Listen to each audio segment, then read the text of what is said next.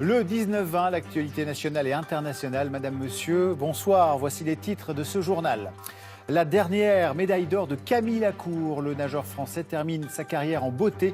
Il a remporté la finale du 50 mètres d'eau au championnat du monde à Budapest.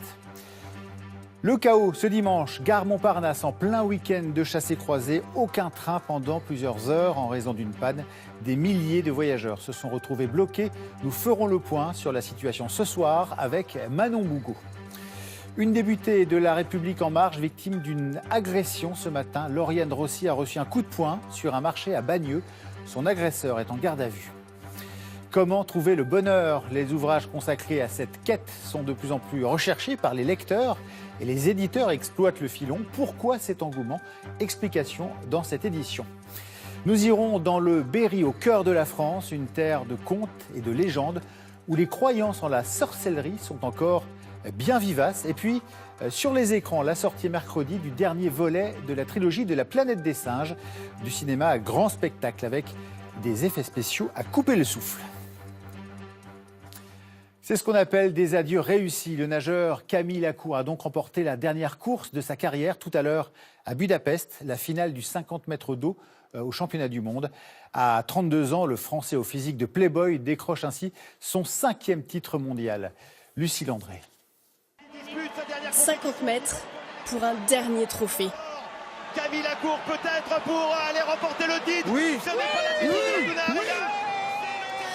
Camille Lacour s'est imposé au championnat du monde de Budapest. À 32 ans, le nageur achève sa carrière en apothéose. Vraiment très content et ravi de finir là-dessus. Je n'arrive pas trop à me rendre compte, mais voilà, je savais que ça allait jouer dans les 25 premiers mètres, je vois que je suis bien. Et après, je continue à faire ma course, je suis vraiment très content. Une course exceptionnelle qui lui offre son 3e sacre mondial sur 50 mètres d'eau. Le Français se fait connaître en 2010 au championnat d'Europe de natation. Il rafle 3 médailles d'or en une semaine. Son palmarès ne cesse d'augmenter. 4 fois champion du monde, 5 fois d'Europe, 21 titres de champion de France. Le nageur de Marseille présente l'un des plus beaux palmarès de la natation française. Seul regret de sa carrière, ses échecs aux Jeux Olympiques. Son physique de mannequin et sa belle gueule font de lui une star des médias. Il s'affiche sur toutes les unes. Le capitaine de l'équipe de France a déjà pensé à sa reconversion avec un restaurant-bar inauguré à Paris.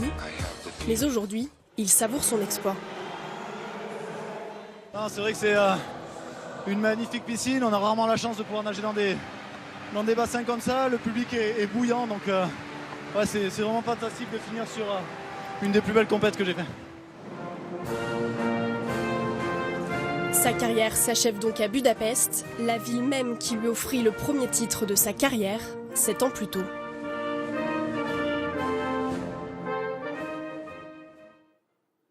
C'est une journée de grande pagaille, gare Montparnasse, que les voyageurs ne sont pas près d'oublier. Aucun train n'a circulé ce dimanche jusqu'au début d'après-midi en raison d'un problème technique. Le trafic a ensuite lentement repris, une panne qui ne pouvait pas plus mal tomber en plein chassé-croisé des vacances. Et les passagers ont en plus subi une multitude d'informations contradictoires. Elodie Bessin-Besserias et Marc Félix. Ce n'était sans doute pas le départ qu'ils avaient imaginé. Courir pour tenter d'avoir enfin un train. On est monté n'importe où à l'arrache. On avait des places en première classe, mais on a pris les premières places. Donc on ne sait pas quelle heure on part, on ne sait pas quelle heure on va arriver, mais l'important c'est qu'on soit assise. Ces voyageurs sont les premiers à partir de la gare Montparnasse à 14h23, après une attente interminable depuis ce matin. En cause, un problème de signalisation qui mobilise cette cinquantaine d'agents depuis hier soir. L'information était connue bien avant leur arrivée en gare et c'est ce qui excède ces voyageurs. J'ai eu un SMS comme quoi il n'y avait pas de train en arrivant à Montparnasse, je viens de Metz. J'aurais eu le SMS plus tôt, j'aurais peut-être changé mes billets à Metz et j'aurais attendu demain. Nous, on est sidérés par le fait qu'ils ne sont pas capables de mettre sur le site internet simplement l'information les trains ne partent pas jusqu'à 15h, venez pas. Tacle des passagers également à l'autre bout de la ligne à Bordeaux et excuse de la direction ce soir. Vraiment, on s'excuse des moments difficiles qu'ils ont pu passer aujourd'hui et des informations qui leur ont peut-être pas semblé totalement à 100%. Mais vraiment, c'est parce que les équipes travaillaient en temps réel pour encore une fois faire partir les trains. Chaos également dans cette autre gare parisienne d'Austerlitz. 3000 voyageurs y ont été envoyés pour prendre un train de remplacement sans assurance de pouvoir partir. On nous a gentiment envoyés vers la gare d'Austerlitz où c'est tout autant le bazar, donc de retour à la case départ. Et là, j'envisage éventuellement de prendre l'avion pour me rendre à Quimper. La question est, est-ce qu'il est possible de quitter Paris aujourd'hui ? Selon la SNCF, tous les voyageurs devraient être partis ce soir. Et en direct de la gare Montparnasse, nous retrouvons tout de suite Manon Bougot. Manon, quelle est la situation ce soir ? Le trafic est-il revenu à la normale ? Eh bien, on peut dire que la situation s'est améliorée puisque ce matin, la gare Montparnasse était totalement paralysée alors que ce soir, des trains circulent. Mais attention, les départs et les arrivées se font au compte-gouttes et les retards parfois s'accumulent. Cet après-midi, de nouveaux trains ont été supprimés, 10 sur l'ensemble de la journée. Cela veut dire que 6500 usagers ont été contraints de rentrer chez eux. Alors, si les trains circulent à nouveau ce soir, Stéphane, la SNCF est claire, pas de retour à la normale avant demain. De quoi mettre en colère les usagers, vous les avez entendus dans le reportage. Ces usagers qui sont toujours invités à reporter leur voyage s'ils le peuvent. Merci Manon Bougot. Et la SNCF annonce qu'elle remboursera ou échangera les billets de tous ceux qui n'ont pas pu prendre le train aujourd'hui. Pour en savoir plus sur l'état du trafic, SNCF, vous pouvez aussi consulter notre application France Info. La classe politique a condamné unanimement aujourd'hui l'agression dont a été victime une députée de La République En Marche. Lauriane Rossi a reçu un coup de poing ce matin alors qu'elle distribuait des tracts sur un marché à Bagneux. Son agresseur a été interpellé et placé en garde à vue. Caroline Motte et Magid Kiat. Lauriane Rossi vient tout juste de porter plainte. Ce matin, alors qu'elle distribuait des tracts sur un marché à Bagneux, cette députée de La République En Marche a été agressée par un passant. Nous avions un échange, alors certes mouvementé, puisque cette personne n'était pas d'accord avec la politique gouvernementale et parlementaire, mais bon, rien ne laissait supposer l'acte de violence qui allait suivre, puisque cette personne, effectivement, au bout de quelques minutes, m'a asséné un violent coup de poing dans la tempe droite avant de prendre la fuite et d'être rattrapée. Et je les en remercie par les marcheurs de Bagneux et les commerçants du marché. L'agresseur présumé âgé d'une 60aine d'années a été interpellé et placé en garde à vue. Sonnée, la jeune femme, elle, n'a pas perdu connaissance. Avec ses équipes, elle a pu se rendre au commissariat. Peu après, sur Twitter, elle a reçu le soutien du président de la République. Tout mon soutien à Lauriane Rossi, agressée parce qu'elle défendait ses convictions. Respecter les élus, c'est respecter la République. À gauche comme à droite, l'insoumis Éric Coquerel ainsi que Valérie Pécresse déplorent un climat délétère entre élus et citoyens. Il y a des tensions dans le pays, parce que M. Macron a une politique qui tend les choses dans le pays, mais rien ne saurait justifier la violence. Pensée chaleureuse à Lauriane Rossi, violemment agressée. Deuxième femme politique brutalisée, trop, c'est trop. En juin, pendant la campagne des législatives, Nathalie Kosciusko-Morizet avait elle aussi été violemment bousculée sur un marché parisien. À l'étranger, une fusillade dans une discothèque la nuit dernière à Constance, au sud de l'Allemagne. Le tireur, un Irakien de 34 ans, a fait 1 mort et 3 blessés graves avant d'être abattu par les forces de l'ordre. La police locale a écarté pour l'instant l'idée d'un attentat et penche plutôt pour un conflit personnel. En Australie, en revanche, il s'agit bien de terrorisme. Un projet d'attentat à la bombe dans un avion a été déjoué. 4 personnes proches des milieux islamistes ont été arrêtées à Sydney. Les mesures de sécurité ont été renforcées dans les principaux aéroports du pays. Au Venezuela, un vote sous haute tension aujourd'hui. Les électeurs sont appelés à désigner une assemblée constituante à la demande du très impopulaire président Nicolás Maduro. Une modification de la Constitution lui permettrait d'accroître ses pouvoirs. Depuis 4 mois, les manifestations quasi quotidiennes organisées par l'opposition ont fait plus d'une centaine de morts. Léa Scherer. Impopulaire, cible de l'opposition qui voit en lui un despote. Le président Maduro a été le premier à voter aujourd'hui pour élire une assemblée constituante. Je voulais être le premier à voter pour la paix, le premier vote pour l'indépendance et la souveraineté du Venezuela. Les bureaux de vote ont ouvert à 6 h ce matin. 230 000 soldats déployés à travers le pays en sécurisent les abords. Des affrontements ont néanmoins éclaté dans la capitale entre opposants et forces de l'ordre. Malgré 70% d'opinion défavorable, le président chaviste reste soutenu par une partie de la population. Je suis très excitée d'être ici. Je suis confiante, l'Assemblée constituante sera élue. Je viens voter parce que nous avons besoin de restaurer la paix et de reprendre en main l'économie du pays. L'opposition majoritaire au Parlement boycotte l'élection. Elle la présente comme la dernière étape avant la mise en place d'une dictature. Ils nous frapperont peut-être, ils nous tortureront peut-être, ils nous emprisonneront peut-être, ils nous tueront peut-être. Mais ils ne pourront jamais obtenir notre obéissance. Et sans notre obéissance, ils n'auront aucun pouvoir sur ces gens déterminés à être libres. En 4 mois de mobilisation, 115 personnes au moins ont trouvé la mort. Hier, veille du scrutin, des incidents ont éclaté dans plusieurs villes du pays, comme ici à Urena, où des manifestants ont brûlé du matériel électoral. Nous serons peu à aller voter. Peut-être 8% de la population, au mieux. Mais tout est fait pour faire croire que les gens vont aller massivement voter. C'est une fraude organisée. Le régime réprime violemment les manifestants. Au bord de la faillite économique, il se trouve de plus en plus isolé sur la scène internationale. Retour en France, à Rennes, un conducteur a été tué ce matin dans le centre-ville après avoir foncé sur des policiers et blessé l'un d'eux. Il a essuyé 2 tirs de riposte qui l'ont blessé mortellement. Il était, semble-t-il, sous l'emprise de l'alcool. Auparavant, il avait fait du tapage sur des terrasses près de la gare. On en vient à l'agenda de la semaine. Demain, lundi, le tribunal de commerce de Poitiers se prononce sur l'offre de reprise de l'équipementier automobile GMS dans la Creuse. Elle prévoit la sauvegarde de 120 emplois sur 277. La décision a déjà été repoussée à plusieurs reprises.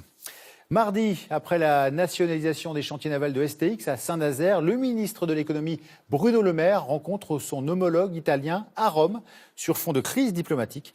La France ne souhaite pas que les chantiers passent sous contrôle italien. Vendredi, Muriel Boll va-t-elle retrouver la liberté? C'est en tout cas ce que vont plaider ses avocats en l'absence de progrès dans l'enquête. Ce témoin clé dans l'affaire du petit Grégory est incarcéré depuis fin juin. Notre rubrique Conso tendance du dimanche. On sait que les vacances sont une période propice à la lecture. Et la tendance cette année sur les plages, les livres que l'on voit partout, ce sont les ouvrages sur la quête du bonheur. Pourquoi cet engouement? Réponse avec Marie-Pierre Courtelmont et Thomas Guéry. Le quartier Saint-Michel au centre de Paris, fréquenté par les étudiants et longtemps par les intellectuels. Cette librairie est l'une des plus importantes du boulevard Saint-Germain. Cette année, beaucoup de livres politiques bien sûr, mais les best-sellers, ce sont les ouvrages qui traitent du développement personnel, de la quête du bonheur. Ça m'apporte une certaine la paix intérieure et essayer de mieux comprendre les autres. Je picore et il y a des choses comme ça, des éléments de réflexion qui m'interpellent et qui peuvent m'emmener un peu plus loin en fait. Lui est une star au Danemark, Lars Muhl, auteur-compositeur de pop-rock. Il y a 10 ans, une dépression le cloue au lit pendant des semaines. Par l'intermédiaire d'amis, il découvre le château Cathare de Montségur en Ariège, une délivrance. Il se découvre une vocation de coach en bonheur. Mon guide a chargé mon sac de pierres de cette montagne. Il m'a demandé de les jeter en disant « Celle-là, c'est ta relation avec tes parents.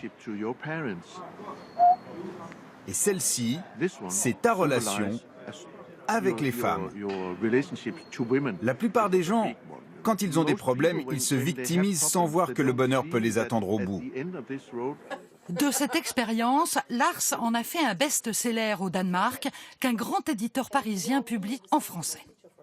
La consommation a montré ses limites, la nature elle-même est en train de montrer ses limites. Elle est en épuisement, le travail aussi montre ses limites, le CDI montre ses limites. Tout est en train de montrer sa limite et l'individu, lui, et notamment en Occident, il s'est quand même habitué à un certain niveau de vie, à une certaine aisance et donc il a des attentes. Cette jeune femme est devenue la grande prêtresse du livre sur le bonheur. La routinite paraît un mal bénin à première vue. Raphaël Giordano, 500 000 exemplaires vendus pour son premier ouvrage, dans son collimateur « La routine ». Les personnes, elles se sentent pas forcément en dépression, elles vont pas forcément mal, Et pourtant, il y a une morosité comme un désenchantement. Peut-être ils se trompent sur la définition du bonheur. Et ils confondent peut-être ça avec cette course effrénée vers les plaisirs, une succession de plaisirs. Désormais, les éditeurs font de ce type d'ouvrage un nouvel Eldorado qui leur permettra de rebondir sur un marché du livre bien morose. En sport, l'événement ce soir, c'est le match France-Angleterre en quart de finale du championnat d'Europe de football féminin. Ce sera dans exactement 1 heure à 20h45 sur France 3. Un match commenté par Fabien Lévesque et Marinette Pichon. Bonsoir, vous êtes à Deventer, aux Pays-Bas, où la rencontre va se dérouler. Et les Françaises ont intérêt à faire mieux que ce qu'elles ont montré jusqu'à présent, si elles veulent passer l'obstacle anglais. Exactement Stéphane, il va falloir monter d'un cran ce soir face à l'Angleterre, afficher un autre niveau de jeu que celui entreaperçu lors du premier tour où les Françaises n'avaient inscrit que 3 buts inscrits sur coup de pied arrêté. Marinette, il va falloir se lâcher ce soir. Oui, il va falloir se lâcher, répondre au combat que va proposer l'équipe d'Angleterre, essayer de mettre le pied sur le ballon au milieu de terrain quand on connaît la qualité de Jordan Nobbs, essayer de contrôler également la serial buteuse Jodie Taylor à la pointe de cette attaque, et puis surtout amener un peu de folie dans ce match. On attend cette équipe de France en demi-finale. Et si cela peut vous rassurer, tous les téléspectateurs de France Télévisions, l'équipe de France n'a plus perdu depuis 42 ans face à l'Angleterre, pourvu que la série continue encore un petit peu plus. Merci, voilà, écoute, on voit donc à 20h45 sur France 3. Pour les amateurs de voitures de collection, c'était une journée particulière. La 10e édition de la traversée de Paris a rassemblé plus de 700 équipages venus de France et de l'étranger. La seule condition pour participer, c'était que les engins aient plus de 30 ans. Une petite balade de 30 km de Vincennes à Meudon en passant par la place de la Concorde qui a donné un petit air rétro à la capitale. Superstition, magie noire ou même exorcisme, nous prenons maintenant la direction du Berry, sur ces terres, au centre de la France. Les croyances et les pratiques de sorcellerie sont encore vivaces. Ceux qui ont lu George Sand et son roman La mare au diable le savent bien. Marie Berruyer et Anne Strobel nous emmènent en voyage sur cette terre de contes et de légendes. C'est une de nos séries de l'été au 19-20. Au cœur de la France, le Berry est une région de légendes où les croyances sont bien ancrées. Dans cette forêt près de Châteauroux, cette croix en est la preuve. Ici, on vient tourner 3 fois autour dans l'espoir de trouver un mari, mais on vient surtout se protéger du mauvais sort, comme le révèle Brigitte Lucas, ethnologue, spécialiste de la sorcellerie et des superstitions. La croix est toute chapusée. Ça, c'est l'expression berrichonne, c'est-à-dire que les gens viennent gratter la croix avec un canif et portent l'écorce de la croix sur eux comme protection. Dans le sud Berry, les croyances dans la sorcellerie doivent beaucoup au roman de George Sand, comme la mare au diable. Dans le bois de Chanteloube, la mare existe pourtant vraiment. Et même asséchée par la canicule, on raconte que ça porte malheur d'en faire le tour. Et c'est peut-être à cause de cette croix. Il y a une croix dans la mare parce que dans le roman de George Sand, il est dit que cette croix avait été plantée pour un enfant qui s'était noyé, mais ça c'est la légende du roman. Quelle est la part d'imaginaire? Où est la réalité? Dans la région, on n'aime pas beaucoup évoquer la sorcellerie, et même le jour du marché aux volailles, c'est difficile d'obtenir des réponses. On dit qu'il y a des pratiques de sorcellerie avec les volailles vivantes. Hein, dans le Berry, oui, peut-être, oui. Les Berrichons, ils croient encore aux sorciers. Moi, j'y crois pas, alors. Alors, il faut qu'on trouve un joli sac pour te mettre. Pour d'autres, par contre, comme Nicole, pas de doute, ces pratiques-là existent toujours. C'était plutôt utilisé en magie noire, donc c'est ça que vous me dites? Oui, tout à fait. Tout à fait, la volaille, oui. Tout à fait. C'est comme le chat, c'est comme... Et puis, il y en a toujours qui sont en train de se faire initier. Et... C'est fou d'ailleurs, c'est fou. Dans chaque village du Berry, dans chaque maison, on raconte depuis toujours des histoires de sorcellerie. En 1971, la télévision diffusait même ce reportage où une guérisseuse soigne les convulsions d'un bébé. Un crucifix, un rameau d'olivier, une fiole d'eau bénite, la sorcière bénéfique vit parfois à la lisière de la religion. Mais dans le Berry, la sorcellerie a aussi des pouvoirs maléfiques. Il n'y a pas si longtemps, Quand le troupeau ne donnait plus de lait ou que le pain ne levait plus dans le pétrin du boulanger, on faisait appel au curé exorciste. Nous croyons aux choses visibles comme invisibles, qu'on appelle les anges, les purs esprits. Et il nous faut croire aussi qu'il y a l'influence des anges mauvais dans nos vies. Aujourd'hui, dans l'église de la Berthenoux, il n'y a plus de prêtres exorcistes pour aider ceux qui se croient envoûtés. Par contre, au cimetière, on peut observer que le célèbre curé a toujours de nombreux admirateurs. Il est décédé en l'an 2000 et en fait, ça fait 17 ans que la tombe est fleurie comme s'il était mort hier. À quelques kilomètres de là, le cabinet du docteur Akio. Toutes les semaines depuis 40 ans, ce médecin généraliste d'origine béninoise reçoit ici des patients qui se croient envoûtés. Pour des cas de maladie, il y a des gens qui viennent me voir en disant « Je crois que j'ai été envoûté parce que j'ai ci, parce que j'ai ça ». C'est vrai, la sorcellerie, l'envoûtement, j'y crois. Mais il n'y en a pas tant que ça. Il y a ce que j'appelle l'intoxication mentale. C'est-à-dire il suffit de faire peur à quelqu'un. Sorcellerie, croyances, superstitions sont toujours bien présentes dans le Berry. Et on a souvent du mal à cerner cette région magnifique et pleine de mystères. Au cinéma, la sortie mercredi du dernier volet de la trilogie de la planète des singes, Suprématie. L'occasion de retrouver César, ce chimpanzé qui a pris la tête du peuple des singes, menacé d'extermination par les hommes. Des effets spéciaux impressionnants au service d'une histoire de science-fiction imaginée par Pierre Boulle en 1963, avec toujours un message écologique d'actualité. Sabine Gorny et Anaïs Recoli. C'est toi ? T'es César ? Il est devenu en 2 films le chimpanzé le plus connu du monde. 250 millions de spectateurs. Les singes se battent que pour survivre. C'est la guerre. Un leader, César, devenu guerrier malgré lui, en lutte contre des hommes qui veulent exterminer son peuple. Ils m'ont trop pris. Ma maison. Ma famille. Un singe en armes, à cheval, meurtri, plein de rage, capable de nous émouvoir avec ce regard-là. Quel regard. Presque humain. Celui de l'acteur Andy Serkis, qui lui prête ses traits et sa voix depuis 2011. Les capteurs posés sur son visage et son corps saisissent tous les mouvements et les expressions du comédien.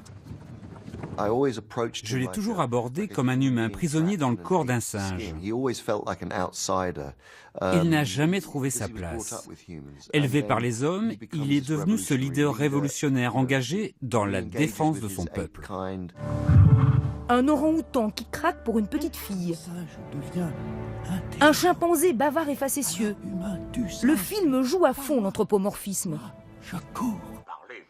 On est loin des masques et des perruques hirsutes de la première planète des singes en 1968. Grâce au maquillage, le film tiré du roman de Pierre Boulle fut un triomphe. Un succès que n'avait pas imaginé le romancier. Je pensais que c'était une aventure très risquée, parce que ça risquait de sombrer dans le ridicule. N'est-ce pas, faire jouer des singes, ça risquait d'être absolument grotesque. Des singes, 50 ans et 9 adaptations plus tard, l'épopée du peuple singe fascine toujours autant le public. Remarquable. Dites à votre colonel, nous ne sommes pas des bêtes sauvages. Des primates pacifiques menacés d'extinction, des hommes réduits à leur bestialité. La métaphore est toujours d'actualité.